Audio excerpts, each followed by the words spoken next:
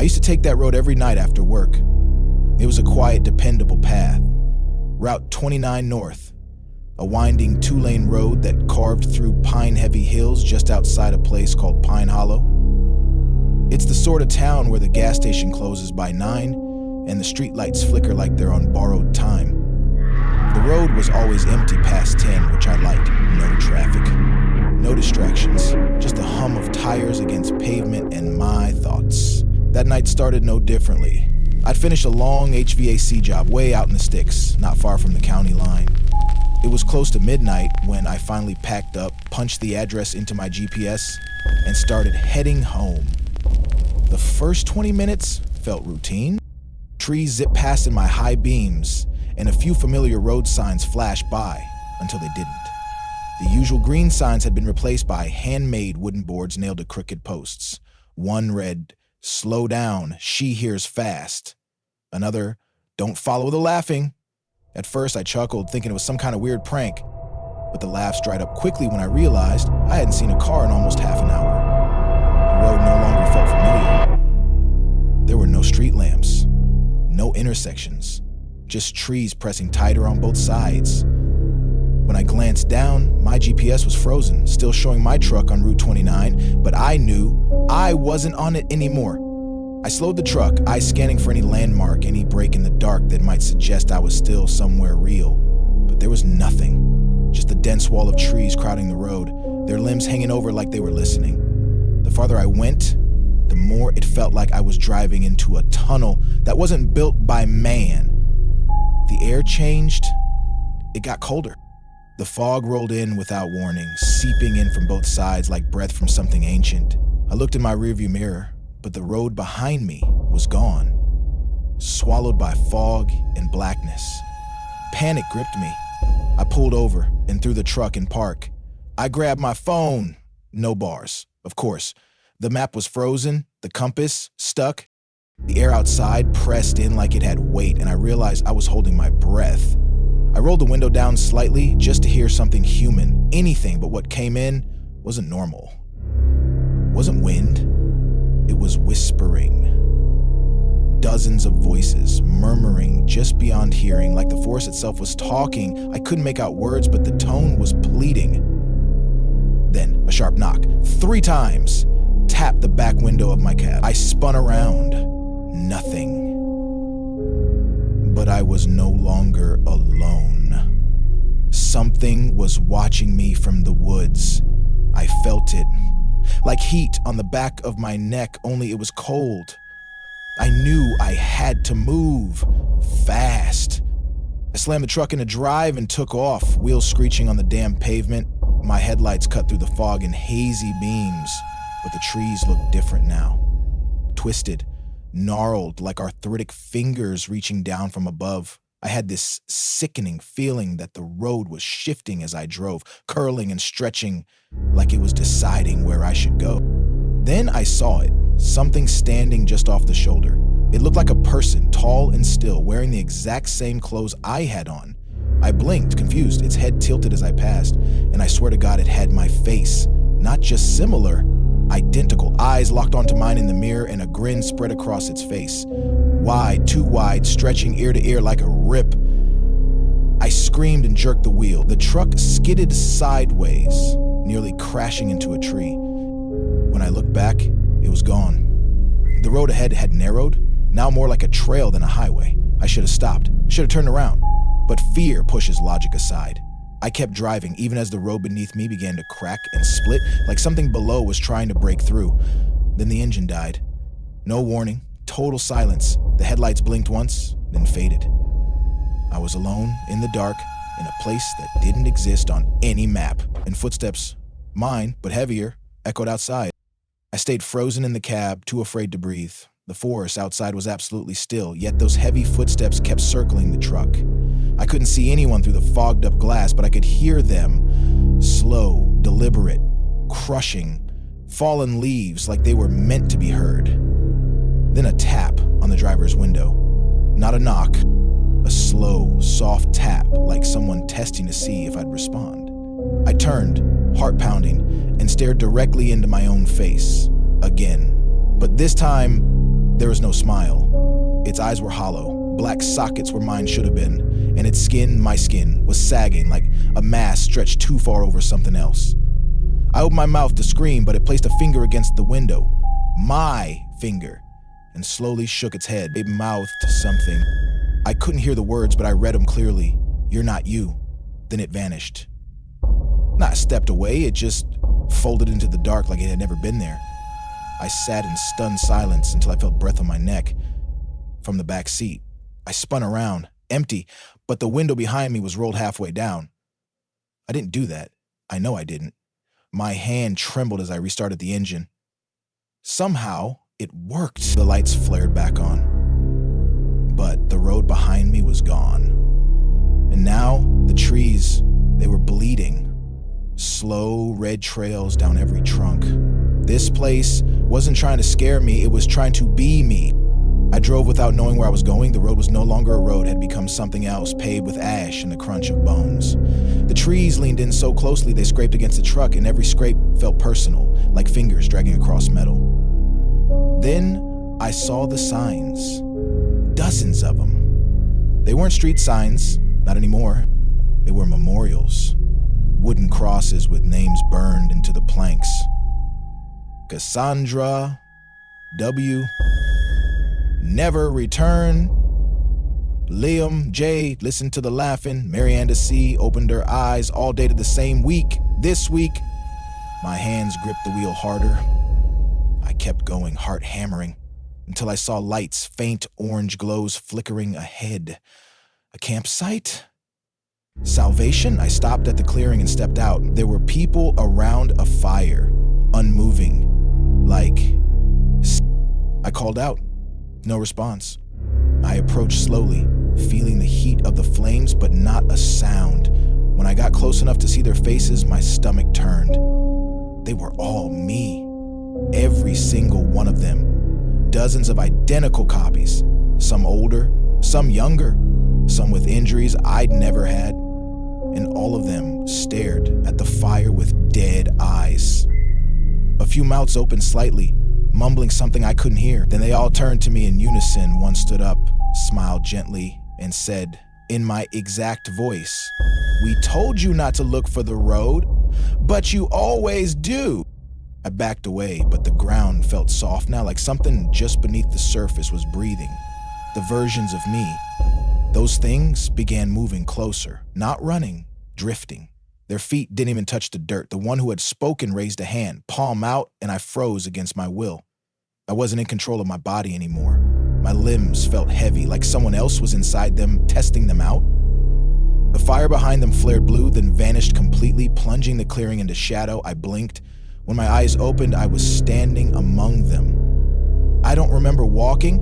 I don't remember moving. But I was no longer an outsider. I was one of them. My mouth moved without my permission. I heard my voice whisper, "You're late this time." I turned my head and another version of me stepped out from the trees. Terrified, breathless, just as I had been, the others turned to him and smiled. That's when it hit me. This wasn't a place, it was a loop. A trap that reset every time someone found the road at night, and every time it took another version of me and added it to the forest. I was now part of it, and so was he. I tried to scream, to warn him, but my face didn't move. My body stood calm, silent. My mind raged inside it. I was no longer the one arriving. I was the one waiting. I don't know how long I was stuck inside that body, not moving, not speaking, just watching as new versions of me stumbled into the clearing, again and again. Each one followed the same pattern. The panic, the fog, the whispers, the truck dying. Then they arrived here, where I waited. But something changed when she arrived. Not another me. A woman, real, out of place.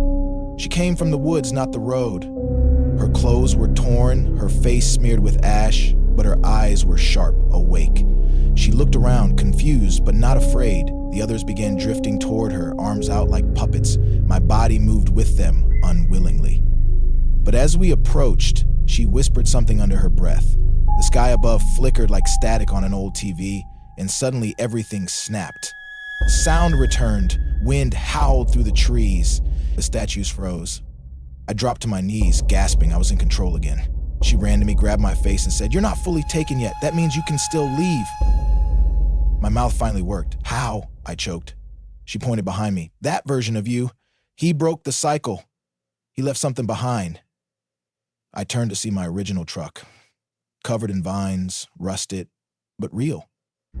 A door open, keys swinging from the ignition. "Go," she said. "Don't look back. Don't listen, no matter what you hear." I ran.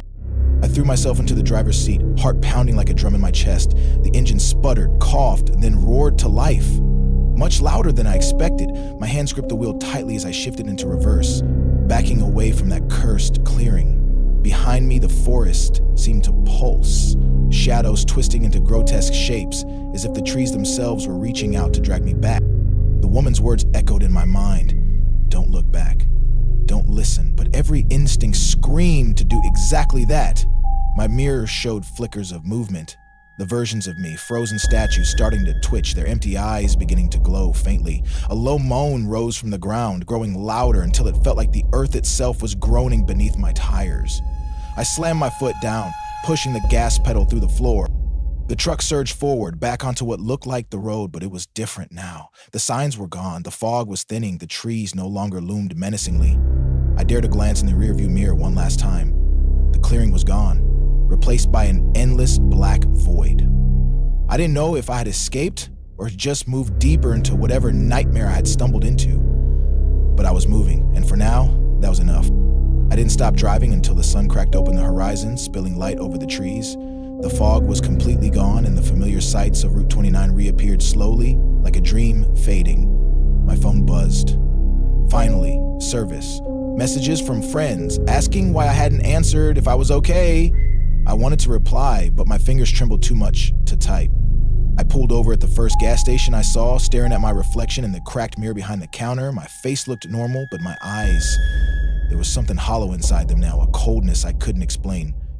The cashier asked if I was all right. I lied. I told her I was fine. I drove home, but everything felt off. The woods behind my house looked darker, like they were waiting for me to make a wrong move. That night, I couldn't sleep. The whispers returned, soft and constant, curling around my mind like smoke. I thought I was safe. I thought I had escaped, but the road doesn't forget. It doesn't forgive. It waits. And I knew, deep down, that one night, I would have to go back because the forest had marked me. I was part of it now, whether I wanted to believe it or not. The road had taken me, and it would take me again. Days passed, but the world felt heavier around me. The edges of reality blurred when the sun set, and shadows seemed to stretch unnaturally long, creeping toward me like unseen fingers. I started seeing flickers out of the corner of my eye, glimpses of shapes disappearing when I turned. Once, I thought I heard laughter on the wind, soft and playful but chilling. The forest behind my house called to me, a silent invitation I couldn't shake. One night, curiosity overpowered my fear. I stepped into the backyard and felt the cold breath of the trees against my skin. The ground beneath my feet felt wrong, like I was walking on soft bones instead of earth. The whispers rose around me, growing louder but still unintelligible, urging me forward. My feet moved on their own, deeper into the woods. Then I saw it, a faint glow between the trees. It was the same orange firelight from the clearing, but no one was there. Just an empty campsite with one wooden cross planted in the dirt. My name was carved crudely into the wood. I wanted to run, to scream, but my legs wouldn't obey. The forest waited patiently for me to accept its invitation, one I now knew I could never refuse. I stumbled backward, heart pounding so hard it nearly ripped through my chest. The cold night air felt suffocating, filled with 1,000 unseen eyes watching from the shadows. The wooden cross with my name stared back at me like a final warning or a promise. I tried to shake off the feeling that the forest had laid a claim on me, but it clung to my skin like a second layer. Turning home, I found everything subtly changed. My reflection didn't quite match my movements. Sometimes my eyes would blink too late, or my smile would freeze for a second too long. I could hear faint whispers even inside my locked house, echoing from the woods, promising I wasn't truly free. The phone calls stopped. Friends no longer replied. I was slipping into a world that didn't exist on any map. Days turned into weeks, and the nights grew darker, colder. The fog never fully lifted from my mind. Every time I closed my eyes, I saw that clearing, that fire, the faces of the others, my others, waiting. I understood then, escape was an illusion. The forest didn't just trap your body, it trapped your soul. It was patient, it was eternal, and it was waiting for the moment when I'd walk back into its depths willingly, because it knew, eventually, I would. Weeks passed in a blur of restless nights and haunted days. The feeling of being watched grew unbearable. I stopped answering calls, stopped leaving my house except when necessary. Every time I looked outside, the forest seemed to edge closer, the trees pressing against my windows as if trying to peer in. One night, exhaustion and fear overwhelmed me. I dreamt I was back on the road, fog curling like smoke around my truck. The versions of me stood in a circle, chanting softly. They didn't want to harm me. They only wanted me to understand, to accept. I woke drenched in sweat, heart racing. The line between dreams and reality blurred. I realized the forest was inside me now. It whispered secrets I couldn't resist. I tried to fight, but every step I took only brought me closer. The wooden cross in the clearing, the firelight, the endless loop, all called my name. One night, I found myself standing at the edge of the trees again, drawn by a force stronger than fear. I didn't hesitate this time. I stepped into the darkness, feeling the cold wrap around me like a cloak. The forest welcomed me back, not as a prisoner, but as one of its own. The road would never disappear again. Because I had become part of the forest story, its endless night. After surrendering, the nights changed. I was no longer the frightened stranger, but a shadow in the forest's embrace. My eyes, once hollow, now burned with an eerie glow. I stood silently among the trees, watching the road that only appeared at night. The versions of me still arrived, each confused and desperate, their fear a mirror of my own past. I knew their story because it was mine. The endless cycle of arrival, capture, and transformation. But now I was the watcher, the one who greeted the new souls, guiding them toward the clearing, toward the fire, toward the truth they would soon accept. Sometimes I caught glimpses of the woman, the one who had helped me regain control, but she was gone, swallowed by the forest's depths. The forest whispered promises of eternity, of belonging beyond the mortal world, and I, once a victim, had become its keeper. I felt the pull of the road, its siren call to those still out there, lost and searching. The forest waits for them all, and I wait with it. The cycle never ends. Every night as darkness falls, the road materializes, thin, winding, deceptive. New souls arrive, drawn by curiosity, desperation, or sheer accident. They believe they can escape, but the forest knows better. It wraps around them like a shroud, quiet and patient. I stand among the trees, unseen yet present, watching them struggle against the inevitable. Some resist longer, their eyes wide with terror, their voices trembling with pleas. But the forest does not hurry. It waits, it teaches, it consumes. I remember my own arrival, how fear twisted into confusion, then resignation. Now I am part of the pattern, part of the night itself. The fire flickers, casting long shadows, and the air hums with whispers.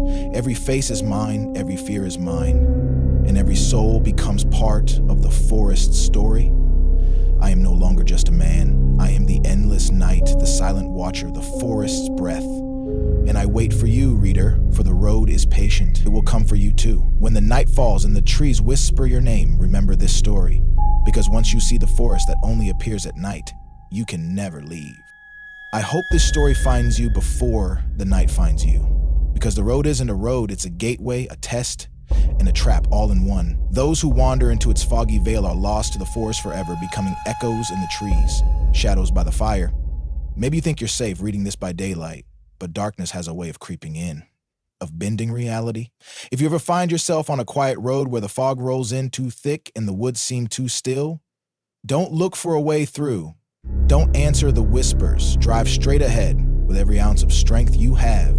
Because once you see the forest that only appears at night, your fate is sealed. The forest will wait, it will watch, and one night, when you least expect it, it will call your name, and you will go.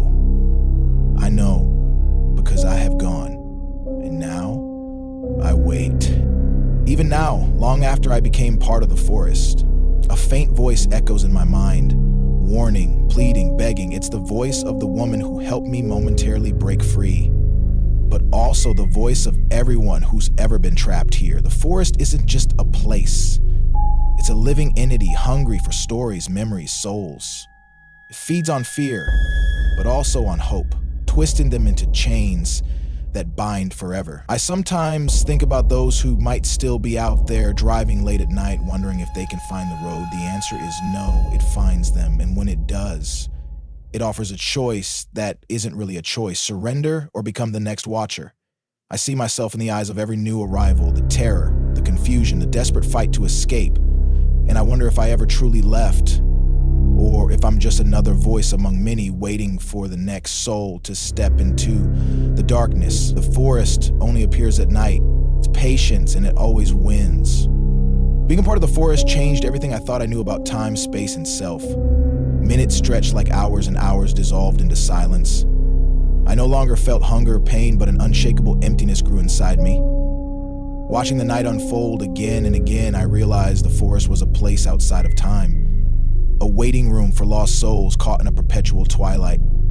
The fire in the clearing burned without warmth, casting shadows that danced with forgotten memories. Sometimes I'd catch glimpses of my former life, faces of loved ones, moments of happiness, laughter, now distant and unreachable. They were reminders of what I had lost, what the forest took from me. Yet, I stayed, tethered by a thread of fate I couldn't sever. I was a sentinel, a guide, a prisoner. The versions of me that arrived each night were frightened and hopeful. I wanted to warn them, to break the cycle, but the forest silenced my voice, trapping me in this endless vigil. The road outside whispered promises I could no longer hear. Only the forest remained, eternal and patient, waiting for the next traveler, brave or foolish enough to follow its call into the night. One night, as the fog thickened like a living thing, a new figure appeared on the road. Unlike the others, this traveler moved with purpose, not fear. His eyes held a strange calm, as if he knew the forest's secrets before stepping into its shadows. I watched from the trees, curious and cautious. He carried no fear, only determination. As he reached the clearing, the fire flickered, welcoming him like an old friend. And the versions of me stirred, confused by this anomaly. The man didn't hesitate. He walked straight to the fire and reached into his pocket. Instead of fear, he offered a small, glowing orb, pulsing with a soft blue light. The forest seemed to pause, the whispers silenced. The orb floated above the flames, and the fog began to recede, revealing a path bathed in moonlight. The versions of me began to dissolve, smiles replacing terror. But the man turned to me and nodded, as if inviting me to follow. For the first time in an eternity, hope stirred within me. Could this be the end of the cycle? Or was it just another trap woven by the forest's endless night? I took a step forward, heart pounding with a strange new fear, the fear of what freedom might cost. The blue path shimmered with possibility, stretching beyond the edge of the trees, far past anything I had ever seen in this realm. I hesitated, staring at the man who had created it, his eyes calm yet distant, as if he carried the weight of hundreds of souls. I looked back at the forest behind me. The clearing was quiet now. The whispers had fallen silent. Even the fire had grown still, no longer feeding off fear, but frozen in wait. I stepped closer to the light, every movement strange, like I was learning to walk again. But the forest didn't pull me back, it simply watched. Maybe, in this rare moment, it allowed choice. Maybe it wanted me to see the price of staying, or maybe it feared what lay beyond the edge of its dominion. The man said nothing, but I felt his invitation. I could feel every soul that had passed through here inside me. Hundreds of echoes begging for release, for redemption. Was I brave enough to step beyond? Was this my salvation, or just another layer of illusion? With a trembling breath, I reached toward the light. It felt warm, real, alive. I took another step, and then another. The forest behind me remained silent, and for the first time since I had arrived, I was not. The path wound through tall, ancient trees, glowing faintly beneath my feet. With each step, the weight of the forest began to lift, as though every trapped voice inside me was finally exhaling after a lifetime of silence. I could feel something breaking open, not just within the woods, but within myself. Behind me, the fire dimmed. the road vanished into mist. The man who had summoned the light walked beside me now, though he never said a word. His presence was enough, a guide, not a savior. We crossed a threshold that felt older than the world itself, and suddenly the trees parted. Moonlight flooded the clearing ahead, illuminating a lake so still it reflected the stars perfectly. I saw my face in the water, clear, alive, and human again. For the first time in what felt like centuries, I wept. The man placed a hand on my shoulder, and I understood. This was the end. Not of the story, but of my imprisonment. The forest would always remain, waiting for others. But I had made the journey, endured the trial, and emerged whole. I turned once more toward the woods and whispered a single word. Free! And I stepped into the light, feeling warmth, peace, and silence. Not the silence of fear, but of rest. The forest watched me go. But it would wait for the next traveler, as it always had, as it always would.